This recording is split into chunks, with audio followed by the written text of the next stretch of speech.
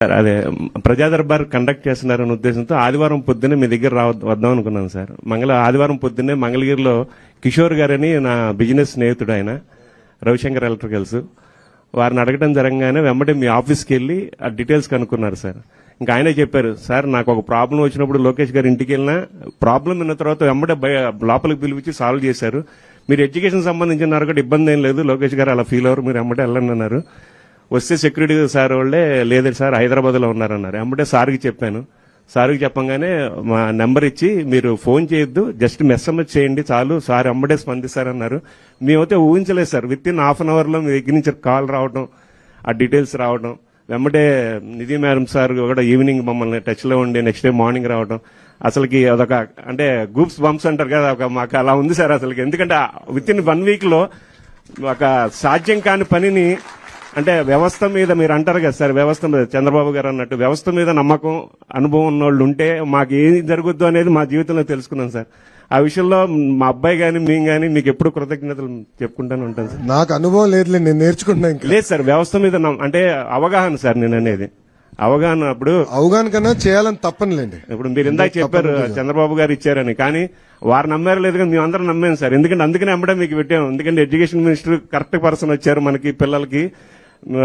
అంటే మా బాబు కూడా మీ బ్రాడ్కాస్ట్ లో వీడియోస్ చూస్తూ ఉంటాడు సార్. అంటే నేను పేపర్ చదువుతాను, నేను ఎప్పుడు వాడికి ఈనాడు పేపర్లో సక్సెస్ స్టోరీస్ చూసి చూడరా అంటే వాడి నవ్వుతూ పక్కన పడేస్తాడు. వాడి వీడియోలు చూసిన ఏంటో అనుకున్నాను కానీ ఈ వీడియోలన్నీ చూస్తూ ఉంటాడు వాడు. మేమంతా యూట్యూబ్ జనరేషన్ లేండి. అదే sir. Thank you sir. Sir నమస్తే సార్, మా అబ్బాయి శివభారద్వాజ్ నాయుడు, మాది పరవాడ. ఎన్ఐటి సిల్చార్లో మెకానికల్గా వచ్చింది సీటు. మీకు చాలా చాలా థ్యాంక్ యూ సార్. ఎందుకంటే సీట్ పోయిన రోజు మా అబ్బాయి చాలా చాలా ఏడ్చాడు సార్. అమ్మ, దేవుడు మమ్మల్ని ఆల్రెడీ పనిష్ చేశాడు, మళ్ళీ ఇదంతా ఏంటమ్మా, మేము కష్టపడి చదువుకున్నాం కదా, మళ్ళీ ఇప్పుడు కూడా మళ్ళీ మాకు ఈ పనిష్మెంట్ ఏంటమ్మా అని నా వాళ్ళు పడుకొని అడిగాడు సార్. ఆ రోజు నేను వాడికి ఏ సమాధానం చెప్పలేకపోయాను, ఎందుకంటే మా చేతుల్లో ఏమీ లేదు. ప్రిన్సిపాల్ దగ్గరికి వెళ్ళాము, చాలా చాలా తిరిగాము, అందరినీ అడిగాము. ప్రిన్సిపాల్ సార్ ఏమో రాజమండ్రి బ్రాంచ్ లో చాలా 10 మంది ఉన్నారమ్మా, ఆ 10 మందిలో వీళ్ళే ఇదే ప్రాబ్లం ఫేస్ చేస్తున్నారు, ఆ 10 మందిని మీరు కాంటాక్ట్ చేయండి, మీకు ఏదైనా ఆధారం దొరుకుతుంది అని అంటే అప్పుడు అక్కడ సార్ నెంబర్ ఇచ్చారు సార్. అక్కడ మాట్లాడితే ఆ సార్ అన్నారు, ఇలా సార్ దాకా వెళ్ళింది విషయం, సార్ ఆల్రెడీ దీని గురించి మాట్లాడుతున్నారు, 2 రోజుల్లో జీవో పాస్ చేస్తారంట, మీరెవరు టెన్షన్ పడకండి అమ్మా, మీకు న్యాయమే జరుగుతుంది అని చెప్పారు సార్. న్యాయమే జరుగుతుంది కానీ అన్యాయం చేయరమ్మా అని చెప్పారు సార్. నిజంగా మీకు పాదాభివందనాలు సార్. మా పిల్లల భవిష్యత్తుకి దేవుడు అన్యాయం చేసినా మీరు న్యాయం చేశారు సార్. నమస్తే సార్. దేవుడు పరీక్ష అమ్మా, దేవుడు పరీక్ష నేను బలంగా నమ్ముతున్నాను. మీరందరూ ఛాంపియన్స్. వాస్తవంగా నేను ఏనాడు ఐఐటికి అన్నిటికి నేను వెళ్తానని ఊహించలా.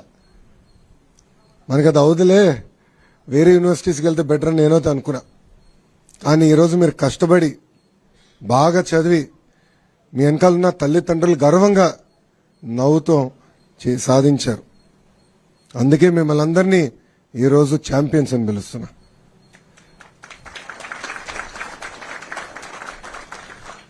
నాకు ఛాలెంజ్ అంటే బాగా ఇష్టం.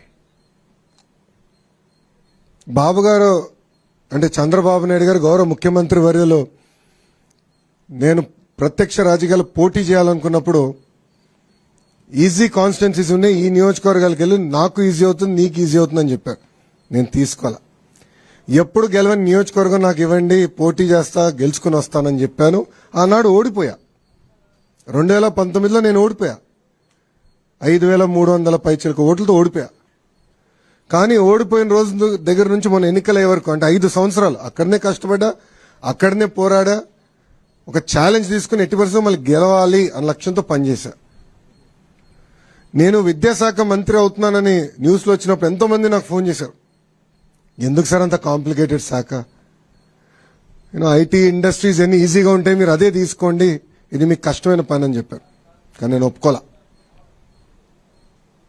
ప్రజల జీవితంలో ఒక మార్పు తీసుకురావాలి, కష్టపడాలి, మనలాంటి యువకులు కీలకమైన శాఖలో ఉండాలి, యువత ఎదుర్కొంటున్న సమస్యలు నేను నేరుగా తెలుసుకునే పాదయాత్రలో. అందుకే కష్టమైన శాఖ నేను తీసుకుంటాను, ఒక ఛాలెంజ్గా తీసుకుంటానని ఆనాడు నిర్ణయించా.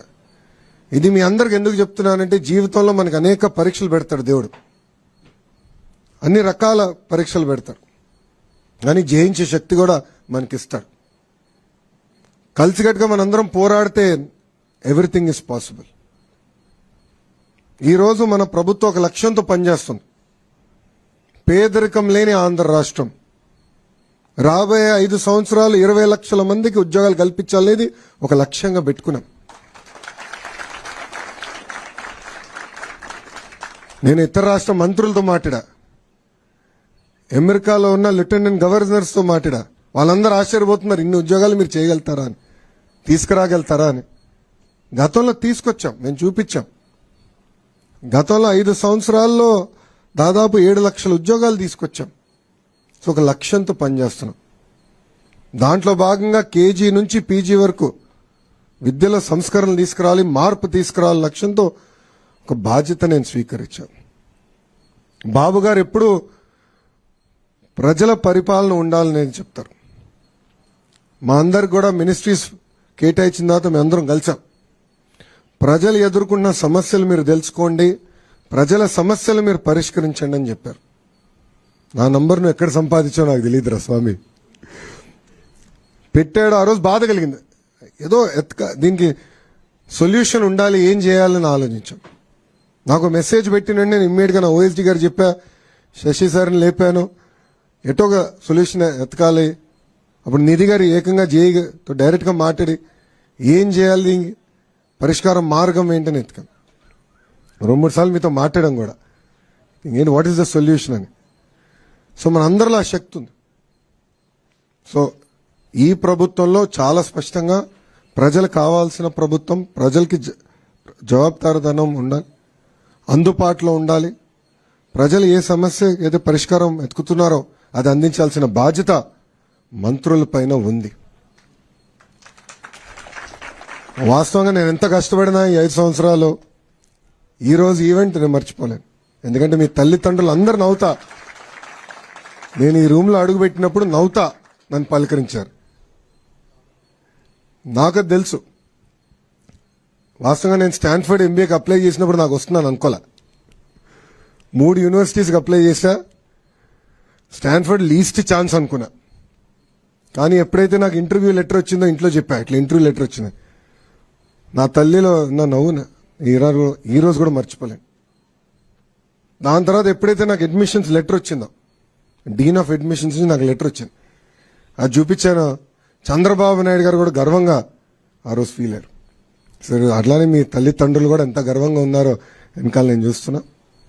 నిజంగానే నాకు చాలా సంతోషం కల్పించింది.